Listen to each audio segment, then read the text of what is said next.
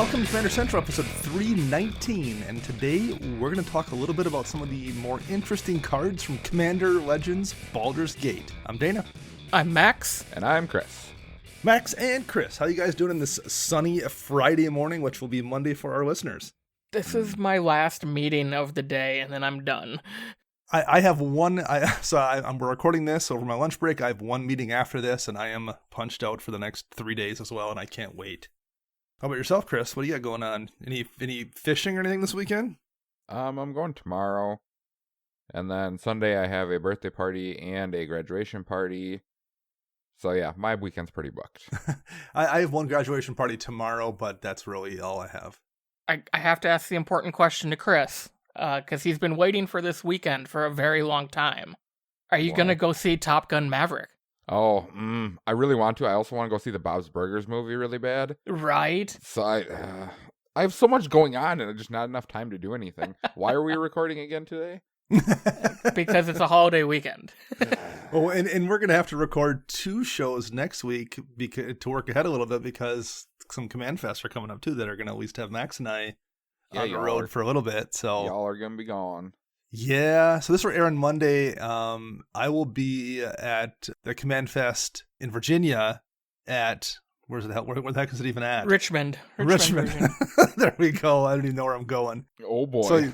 So yeah, this airs on Monday. So on Friday I'll be in Richmond, and just me and the EDH Recast. And then the following weekend will be Vegas, and Max and I will both be in Vegas for that. So yeah, and then I'm not even coming home. Max is coming home after that. I'm not coming home. I'm going to Denver for work from there. So I'm going from Wisconsin to Richmond to Vegas to Denver to then hopefully back home. So I'm not even going to attempt to pack for all of that. I'm just going to throw like 3 things of clothes in a bag, and I'm like, well, I guess I'm doing laundry 4 times because I'm just not going to attempt to pack for being gone for 15 days, whatever it winds up being. That's at that insane. point. You just bring like $300 with you, and you're just like, oh, just hey, buy stuff. There's a Walmart. I'm gonna go buy some clean underwear. Since we're digressing here, I'll quick tell this tale. Many years ago, a job I worked at, and I can't remember the name of the company. Daytex, I think, is the name of the company, and they made medical equipment. So, like they manufactured like X-ray machines and stuff, and I did IT work for them, and they got bought when I was there by some company in Seattle, and then like a month later, that company got bought by GE Medical. So it was this whole weird thing where the company kept getting bought during like this 6-month window I was there. And anyway, one of the guys, the guy I worked for on this project, basically they got bought by whatever the company in Seattle was, and somebody called him. They're like, yeah, we need you to fly to Seattle to start integrating this thing, and your plane leaves in an hour. And he's like, well, what do I do about whatever and whatever? And they're like, we've got a credit card for you. You can buy clothes when you get there.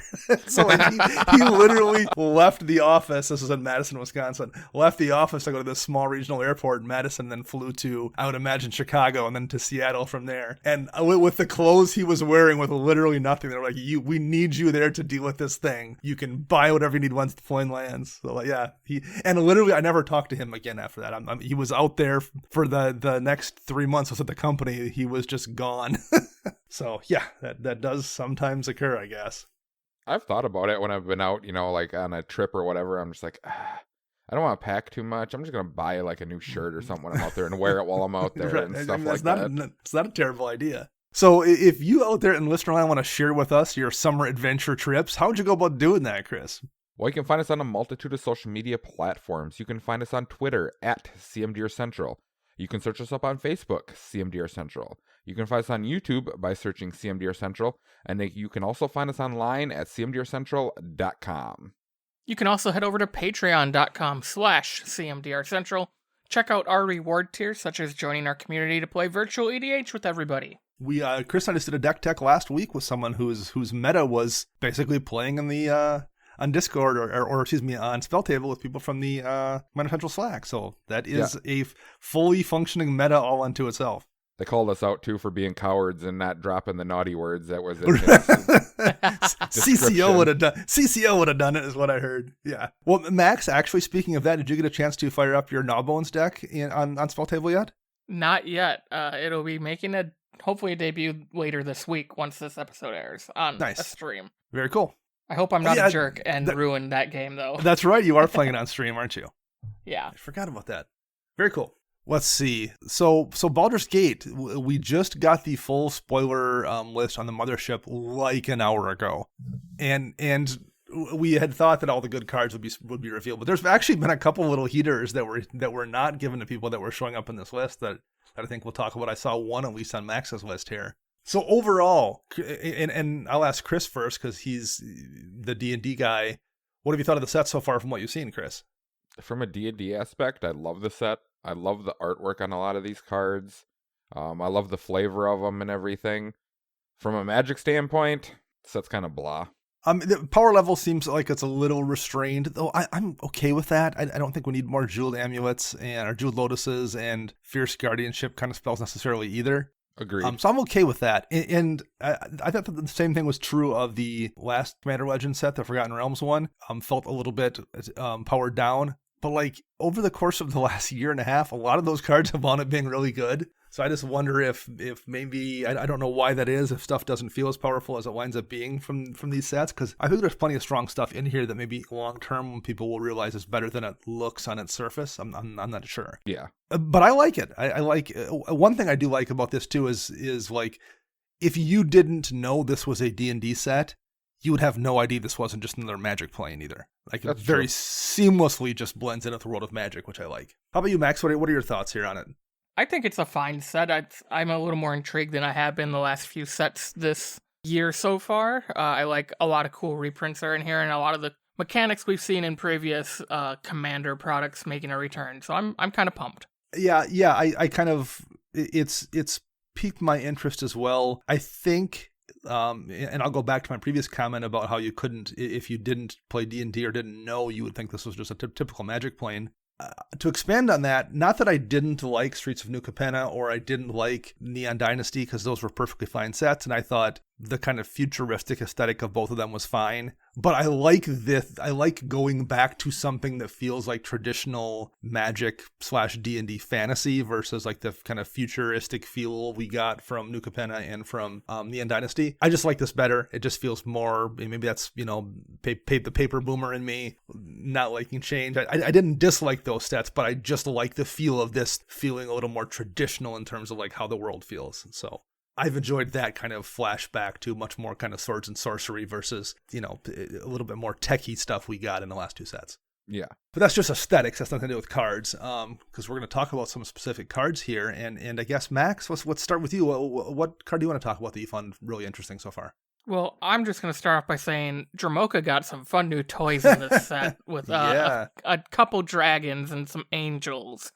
So the first dragon I'm going to talk about is Ancient Bronze Dragon. So this is the green Elder Dragon. It's 5 green for a 7/7 with flying. And then when it deals combat damage to a player, you roll a d20 and then put X +1/+1 counters on each of up to 2 target creatures, where X is whatever you rolled. That's fun, especially when you pair it with Double Strike or First Strike or anything else. I just like a big flying dragon that'll go in a couple of my decks, and I don't know, this just seems like a pretty fair version compared to something like Old Gnawbones that we saw, last year. So, you could whiff and just hit, roll 1 constantly, so.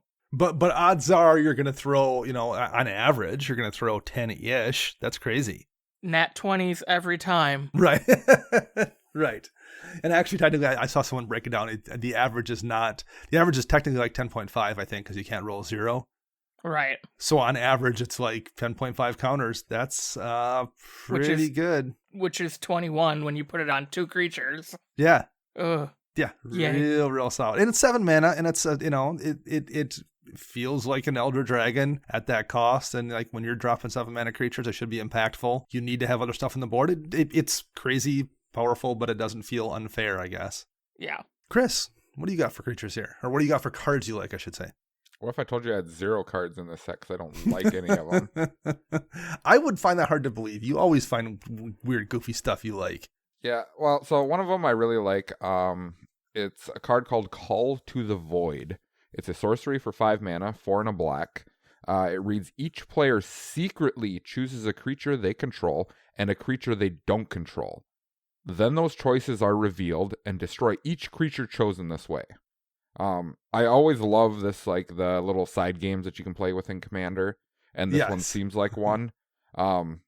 This is kind of tricky, though, to play, because I don't know how many people are actually going to be, like, truthful with their picks, you know, because it's going to be revealed, and they're going to be like, oh, well, I choose this or something, you know. So if I play this card, I'm going to have paper and pen, and I'm going to be like, y'all are going to write this stuff down, and then we're going to flip them.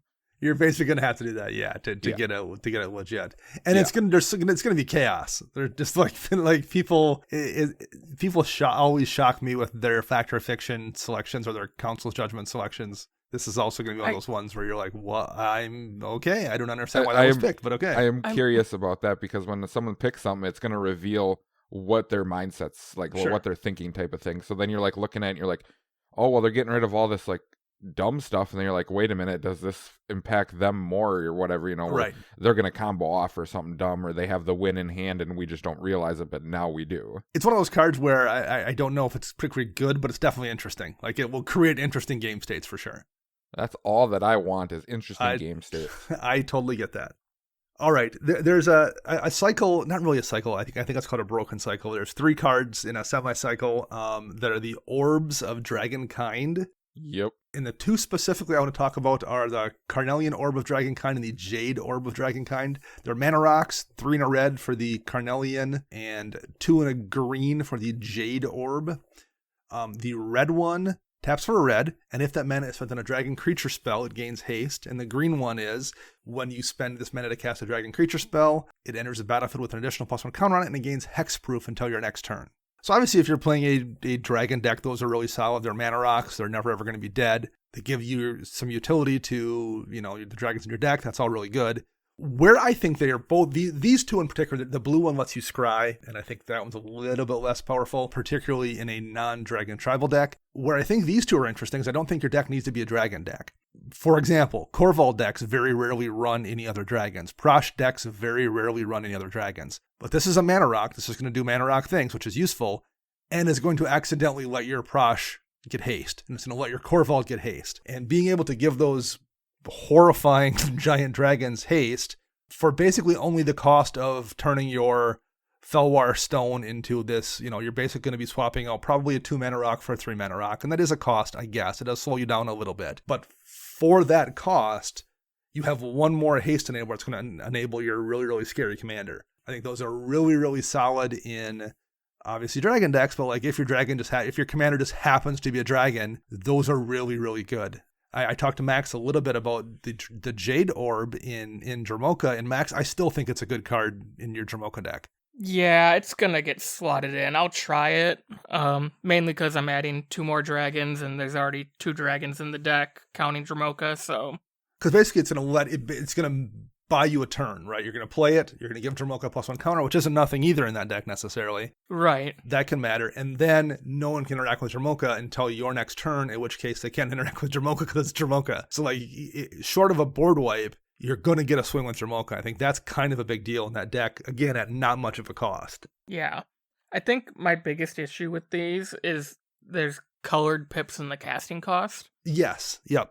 And I get it. They're for fixing for the draft environment. I get that. But, the medallions or the diamonds are just 2 generic or 3 generic, and those were reprinted in the last Commander Legends. I think this would make it a little better. These were just 3 generic mana, and then they did whatever they did. Sure. So that you still had to run them in your colored deck, but they were easier to cast. Yeah. I think in the case of your Dromoka deck, I think it's not going to be a problem. But I think if you're playing, Ur-Dragon or Tiamat or like a 5-color dragon deck, they become, that does kind of force you to make, like, I think if they were generic, people would run a lot. People would be like, I'm going to run all 3 in my Tiamat deck. Although I guess they are 3 mana versus 2. But whereas you have to make the choice, I think very much in a 5-card deck, like, do I want to have these mana rocks cost colored mana? It better be worth it. I think a couple of them are definitely. I think the green and red one are worth considering, but it does make you have to make a tough choice for sure. But I think you are going to find, Max, if you test that Jade Orb in Dromoka, you're going to find everyone's unhappy with the fact that you play Dromoka and no one can deal with it for a full turn. I'm starting to feel like everybody is just unhappy with me when I play EDH. How about Gnawbones? Is it going to go into Gnawbones too? Oh yeah, it's definitely going into Gnawbones. Because people definitely don't want Gnawbones sticking around. You're like, sorry, it's got hexproof. So anyway, I like those two orbs, and I'm gonna try the blue one in my Silumgar deck. I don't think it's that good, and I don't know if it's worth moving up to a 3-mana rock for just a scry ability, but maybe we'll see. So anyway, I kind of like those two. Max, let's go back to you. What do you got for a card you like here? I will go on to the next ancient dragon that I like from this set. And this is the Ancient Gold Dragon. So this is the white Elder Dragon. It's a 7/10 with flying. And then when you deal combat damage to a player, you roll a d20, and then you make that number of 1/1 blue fairy dragon creature tokens with flying equal to whatever you rolled. Again, I'm not sure why the fairies are blue. Yes, that's odd. But whatever. The fact that it makes flying tokens means I'll put it in Dromoka because the tokens fly. Sure. So I'm really looking forward to that as well. Yeah, again, 10.5 on average. Creatures coming in that have evasion. And you're hitting someone for 7. It's a 7/10. So basically, they need a board wipe to remove it, or a direct kill spell. It's going to make you a ton of bodies. Yeah, I mean, it's disgusting. That's why I'm building a new deck, just to counter all these decks. And it's called Mono Red Land Destruction, and I'm not going to deal with anyone. Wow. The thing I find it funny about these is like, because we've gotten these sets before with this cycle of Mythic Dragons, but it's just so funny how much bombier these are than the ones in, like, say, Kamigawa. Oh, totally. Like, these are all crazy. But I kind of like the fact that, too, like, they're 7 mana. They're expensive. They are, like, battleship kind of haymakers, so it makes you have to make a tough choice. They do bomb things, but, like, how many 7 drops do you want in your deck? I think as powerful as they are, they're relatively balanced. If you look at my Gnawbones deck, I think the answer is like 6. All of the 7 drops? It's all 7 drops. my Silumgar deck's the same way. It's like, well, same thing with Sphinx. When I get Sphinxes, I'm like, oh, the Sphinx is a 6 drop. Who cares? They're all 6 drops. It doesn't matter. Now, I have a question for you guys.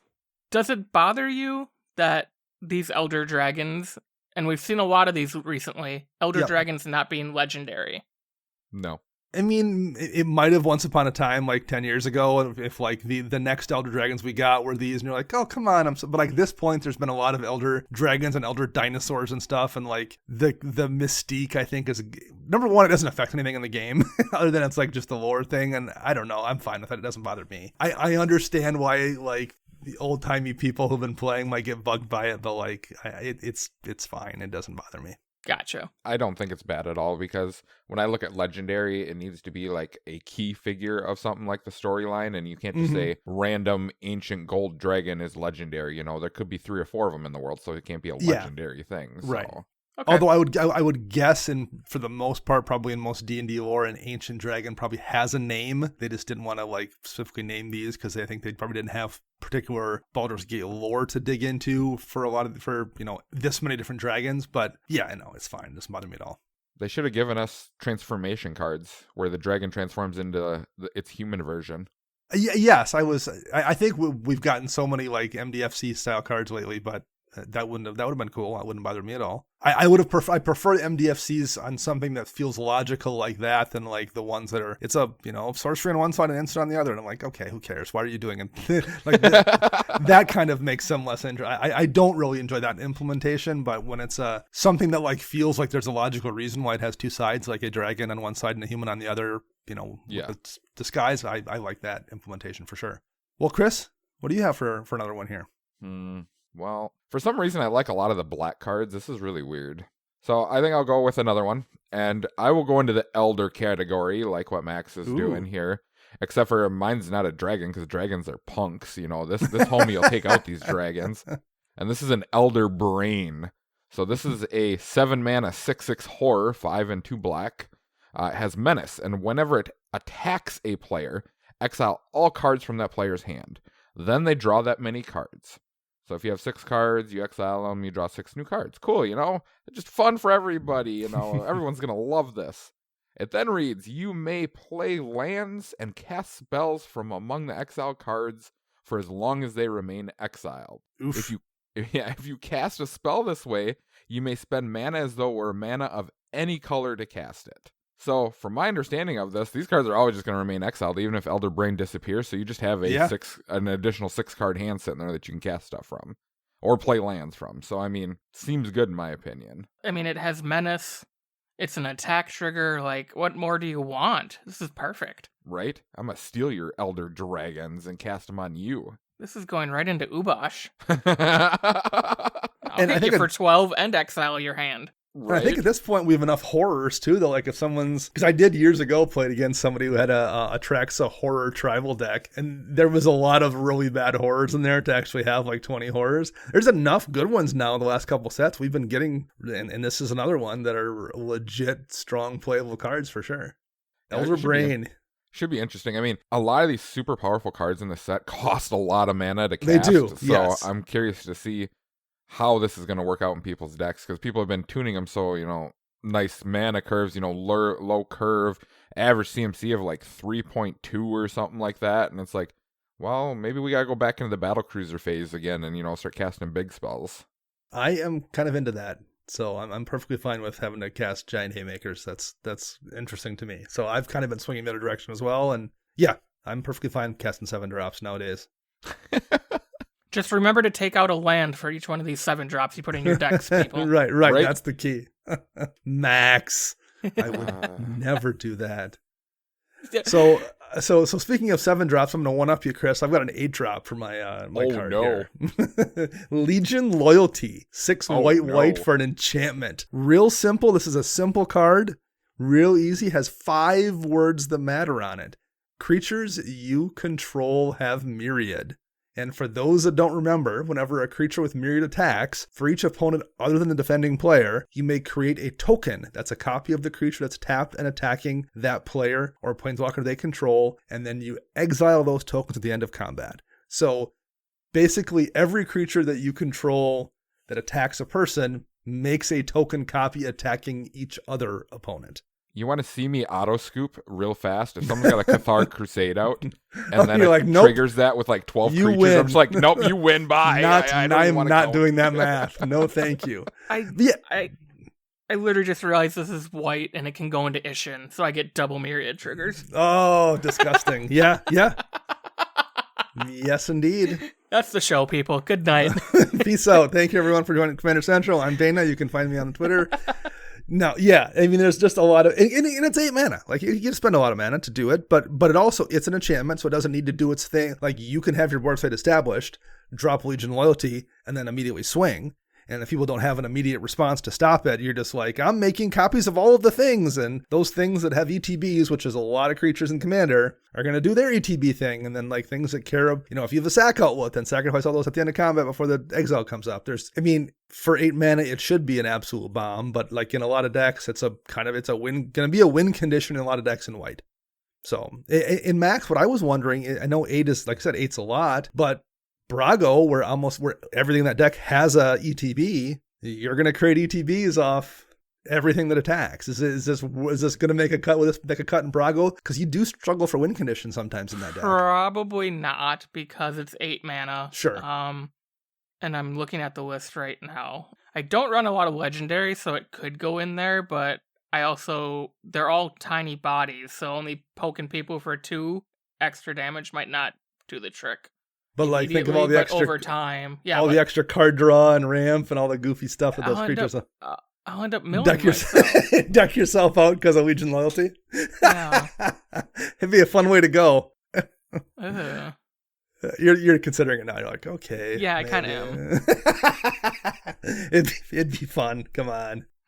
So yeah, Legion Loyalty, it's a cool card. I like the design a lot. It's like I said, 8 mana. It should be strong, and it is.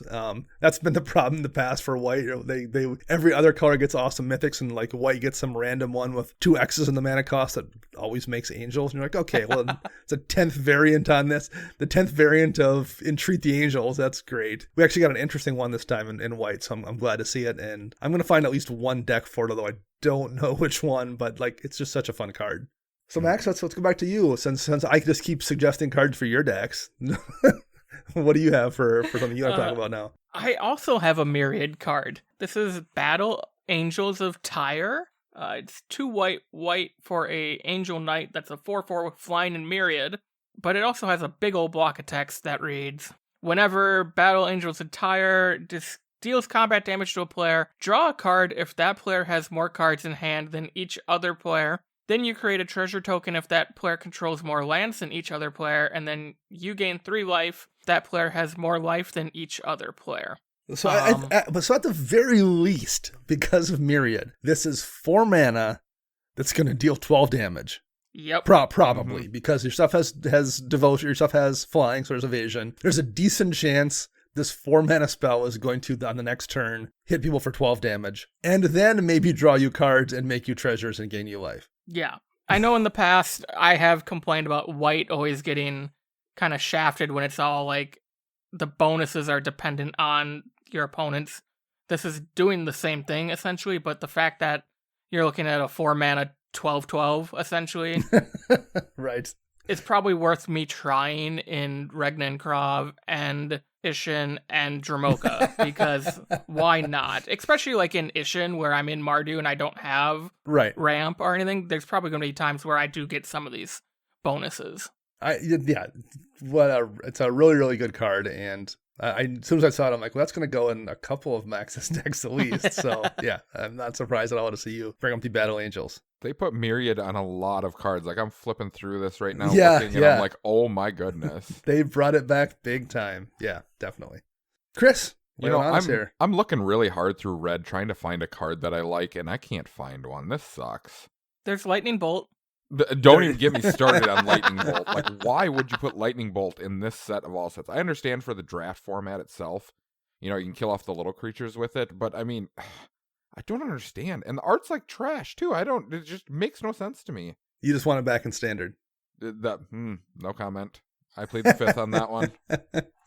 I want Lightning Bolt in Pioneer. That's where I want it. So then, yes, I do need it in Standard. The ancient copper dragon, the almost Gnawbones, didn't catch your attention?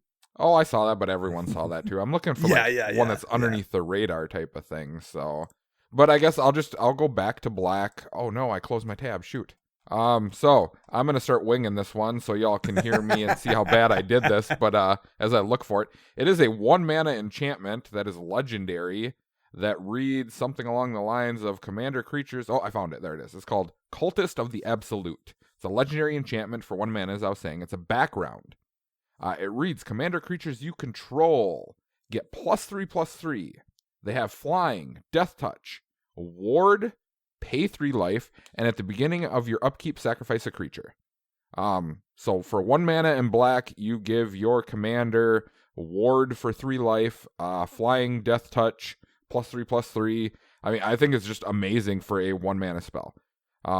Not to mention it's a permanent, so it's going to stick around. So even if your commander dies, you recast it later, you'll have these abilities once again. Or if you're in some sort of theme where you're stealing people's stuff or whatever, then you're just going to get oodles of commander damage just going out to everyone. So I really like these like backgrounds overall. I just wish that there was like 3 or 4 color commanders so you could play multiple backgrounds, so you're not stuck in like a 1 color deck with like 1 background type of thing. But maybe later. For those that missed it, how the background things work. Well, first of all, you can just run them in your deck as an enchantment. Yeah. So they're just a legendary enchantment that costs what it costs and then do the thing it does. However, in this particular format, or if you're building a deck, how they work is if there is a legendary creature that has choose the background as one of is the rule text, that means that you can run one of these backgrounds in the command zone as kind of a pseudo partner with that commander. So it lets you basically like Brawl. Yeah. So it kind of lets you have. Was it Brawl or was it? No, it was Oathbreaker. There we go. So yeah, you have an enchantment in your command zone as kind of the quote unquote partner. So you can mix and match colors. So if there's a legendary creature that's mono blue, you can give it any color background in the command zone, and now you have a blue black deck or a blue green deck, whatever. I thought you had to follow the color of it. Nope. So you can mix and match any way you want to mix and match. Oh. So you can get it. So you can get a multicolored thing going on depending on how you want to pair them up. Okay, they're a little bit better than I thought then. And the aesthetic, the aesthetic behind it is they all have some kind of a descriptive name. Like in the case of the one Chris just read, Cultist of the Absolute, then the implication is your character is whoever your commander is, whatever their name you've chosen. So say your commander is let's say your commander is Volo, Iterant Scholar, who's a mono blue commander. Then his background could also be cultist of the absolute member. So like the background meaning like that's the character's history in kind of a D&D sense. So there's a logic to it in terms of gaming, but yeah, it also gives you a way to mix and match colors as kind of partners. So in this case, cultist I think is actually really, some of them would be pretty mediocre in 99. Cultist is not. Like if I was playing just some kind of like a big beat stick commander that I wanted to give it protection and evasion for 1 mana, and it's not an aura, so like you don't get 2 for 1. Yes. So if you're like, for example, Max, in your Regna and Krav deck, I don't think Krav has flying, does he? Just no. Regna?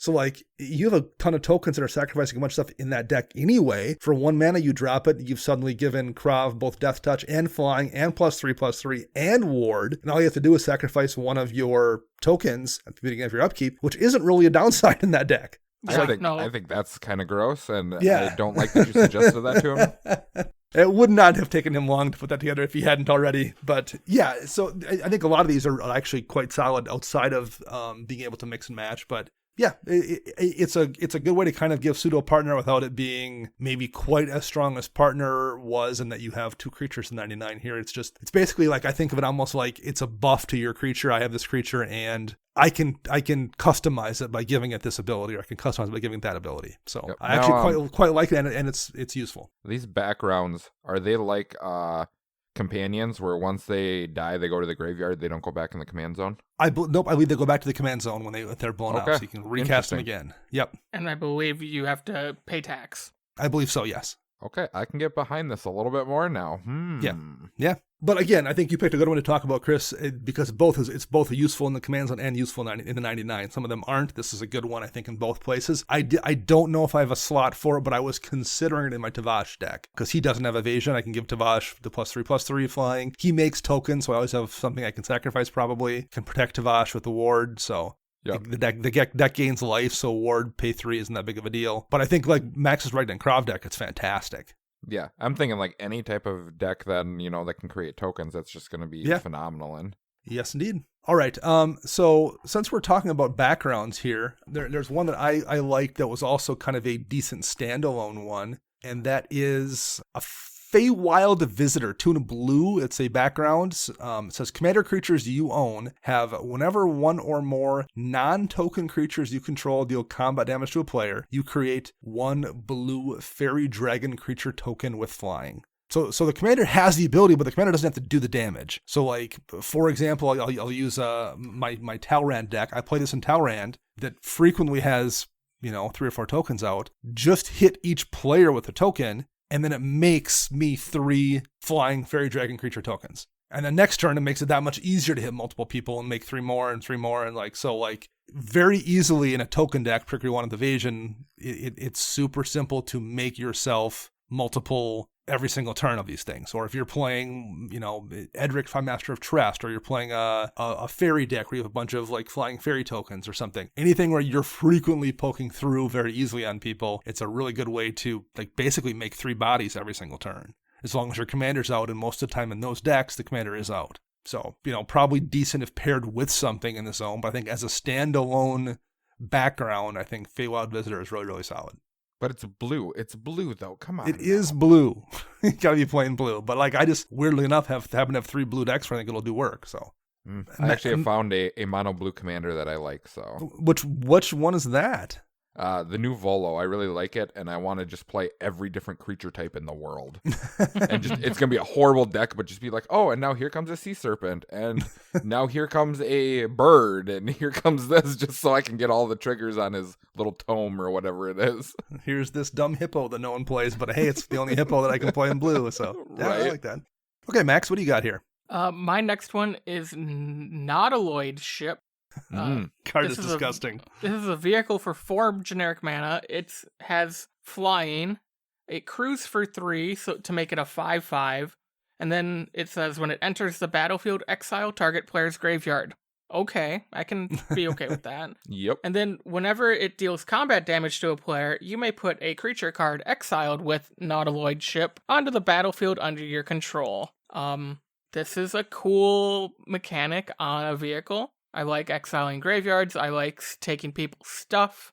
And the fact that you can use this on your own thing. So if you don't play a lot of like reanimation, but you run this because it's a 5/5 flyer, for 4 mana and an extra body, you could exile your own graveyard and start playing your stuff again for free.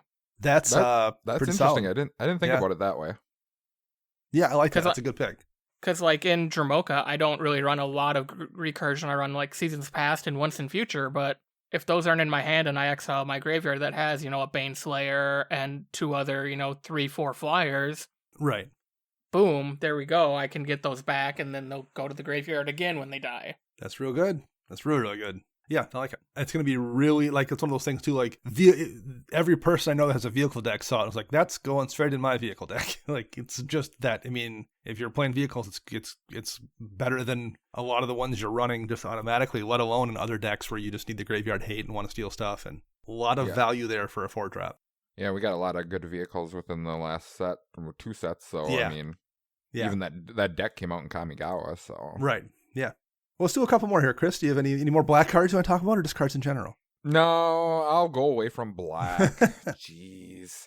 There's a blue one that I find interesting. I'm not sure if it's going to be good. I know it's going to be played in like combo-based decks and other stuff like that, but I think it could be just good value overall in quite a few decks, and that's a card called Font of Magic.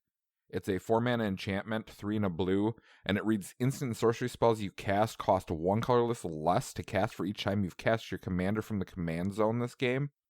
Now, throughout a game of Commander, usually you cast your commander 2 to 3 times is usually a good average, in my opinion. Sometimes more if you have a low CMC commander. So just having that, 3 mana less, 2 mana less on just all of your instant sorcery spells, I think is just invaluable overall. Not sure if it really makes the cut in quite a few decks, but I'm really interested to see how many people are going to end up playing this that are not playing in a, like a Spellslinger deck or actual like combo-based deck. And one thing that's notable here is the way it's worded for each time you've cast a commander from your command zone in this game. So partners count as multiple times, multiple uses there. And because the backgrounds count as a commander in the command zone, having cast a background also counts for this number. So like if you are, whatever you're playing, it's in a partner deck or a deck with a background, those also count towards that number. So it becomes even easier to hit it in some of those decks. Yeah, I find the card interesting. I'm not sure if it's going to be good or not. It's just one of those that like piqued my interest where I'm just like, this could be, I cast my like 5 mana spells, that are not like super impactful on the game state or anything, but now they're only costing me like 2 mana type of deal. Yeah. I think it's good. I think I think it looks more terrifying than it really is, in part because a lot of instance and sorcery decks that really lean heavily into that theme tend to run a lot of those instant sorceries don't have colorless mana in the mana cost, or like only have 1 pip. Even there's some that have a bunch, the Mythic of the Niv Magus is running a ton of X drop spells. So in that deck you can get as much of a reduction as you want, but then again Nivix kind of does that on his own. Why not have double the reduction? I guess, yeah. But I guess like look at my Talrand deck. That deck has got like 40 some instants and sorceries in it, but of that 40 or so, like 16 of them are just blue pips to cast, and then another 18 of them have 1 single colorless mana. So like at some point it becomes the mana reduction, I guess I would say, for the most part in a lot of decks doesn't get as serious as you look. It's easy to look at this and go, wow, I can reduce my colorless mana usage by 6 or 8 or something. Yep. How many instant sorceries do you run where you're going to save that much? I mean, a couple, but like it's not as amazing maybe as it looks in a lot of decks. Not that it's not going to be fine, but it's going to be really good in some decks. I'm going to fight in Talrand. One of those cards that won't be removed as often either. Whereas like the medallions, was that the ones that reduce the colored spell by 2 or something like that? Yeah, I think that's what by 1.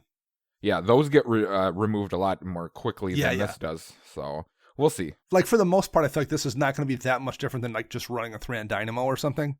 Okay. Like the amount of reduction you're going to get per turn is not going to be that much more than the 3 you're going to get from tapping a Thran Dynamo most of the time, which is great. Thran Dynamo is a great card, and I'm not saying don't run this, but like, yeah, I do think when you first look at it, like, oh my god, this is going to be crazy, and it's just going to be good. So I'm going to try in a deck. It's good enough to try, but yeah. Yep.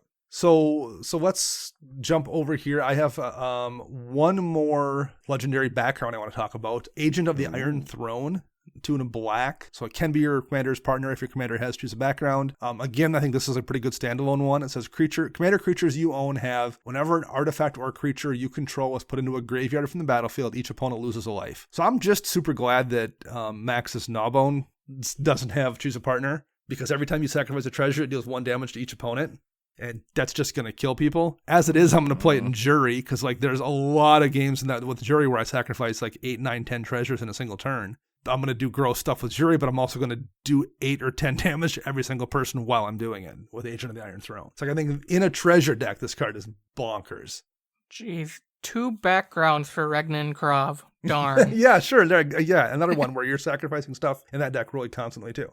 I like it. It will partner up interestingly with some stuff, and it's going to be a real good standalone card in a lot of decks, particularly treasure decks or stuff that does a lot of sacrifice. So, Max, let's go back to you for one more here before we wrap things up. My last one will be one of the cards that got previewed today with the full set reveal. This is an uncommon in white called Cut a Deal. It's a sorcery for 2 and a white, and it says each opponent draws a card. Then you draw a card for each opponent who drew a card this way. This popped up in our MTG previews channel in our Slack like 5 minutes before I came down to record. I saw you add it to the list. That's really nice. And the conversation pretty much revolved about how everybody seems to like this more than Secret Rendezvous because it's easier to cast. Yep. And you can probably get a little more value out of it if you cast it early game versus late game. But I'm super interested in trying this card in a couple decks. Particularly mono white, I think I like it quite a bit. I think people were a little bit hard on Secret Rendezvous, which is you draw 3, someone else draws 3. But I agree, the problem with Secret, I feel like giving one person 3 cards is way more dangerous than giving 3 people 1 card. Right. The downside here is it's easier to get burned when you draw this when it's down to you and one person. You're like, oh well, I guess I'm not going to spend 3 mana so we each can draw 1. But it's better early on, I think, too, where you're like, where it's easier to give each person 1 card early on and not have and get 3 yourself and have way more upside, I think. So I do like it more than Secret Rendezvous as well, even if there are situations where you could get burned with it. I'm going to definitely try it in my Jero deck for sure. And I'm surprised they didn't give it to somebody as a preview, considering it's a white draw spell. It's super weird. They just don't like white. That's why. They maybe hate that color in the color pie. I don't know why. It feels that way sometimes. It's honestly, in my opinion, all they do for white is they make it a support color. They never actually give it anything good to make it the powerhouse color by itself. Although I think this set we've gotten some nice ones, so maybe that's turning the corner. I think we talked about a couple different really good white ones in this set, but yeah, so that's definitely been the way it's felt in the past for sure. So Chris, do you have one more here for us? I'm sure I could find one fast. Talk about There are a couple on my list I didn't talk about. Talk about Earthquake Dragon. Why Earthquake Dragon? I was looking at what is this? What's his name? Wilson the Super Bear.